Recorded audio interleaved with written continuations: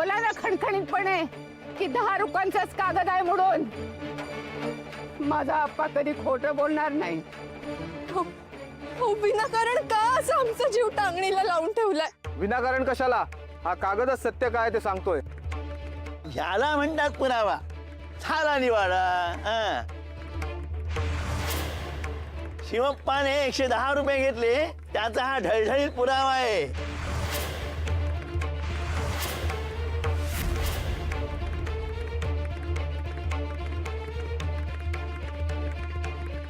आता कसं बोललात हा? उगाच आमच्या सज्जन मालकांवर आळ घेतात आणि तंटा करतात. अहो शिवाप्पाची सवयच आहे ती. काय 110 रुपयांचा कसा असेल कागद?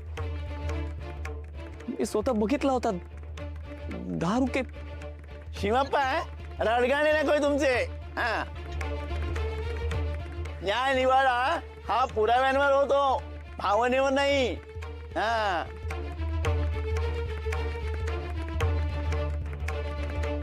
भुजंगराव दाखवा त्याला कागद. डोळ्यांचं अगदी पारणे फिटू दे त्याच्या. हा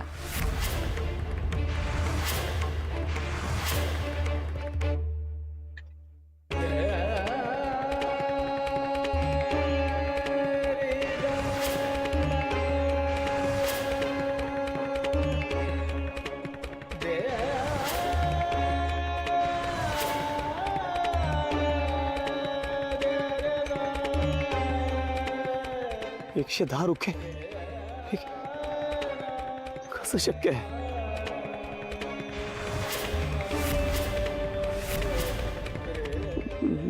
मी तर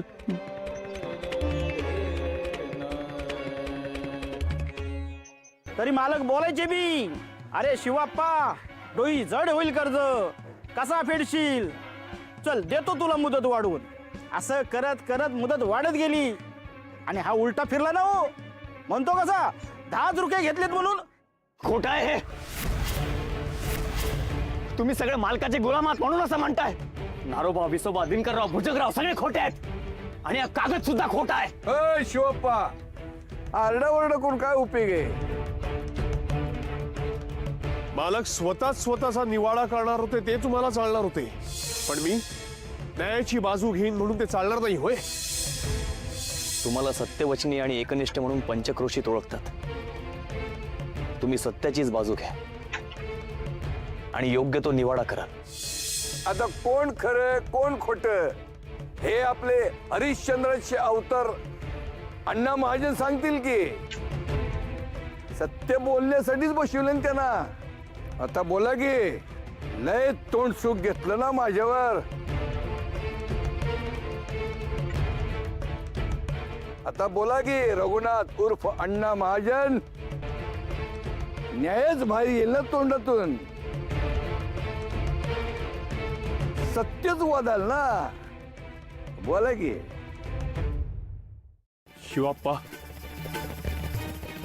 कागदावर स्वाक्षरी तुमचीच आहे हो. 10 रुपयांचं कर्ज आहे असं म्हणतात. अहो मग 110 रुपयांच्या कागदावर स्वाक्षरी कशी केली?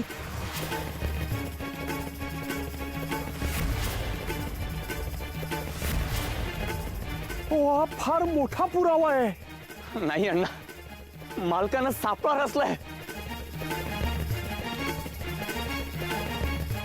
पंचांना आणि गावकऱ्यांना विठुरायाची शपथ घेऊन सांगतो, अहो मी फक्त 10 रुपये कर्ज घेतलं होतं.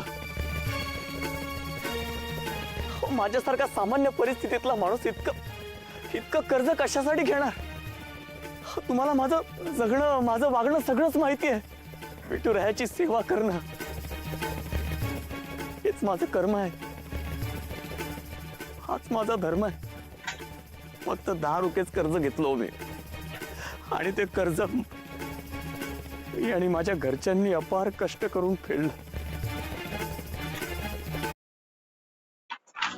आईस्क्रीम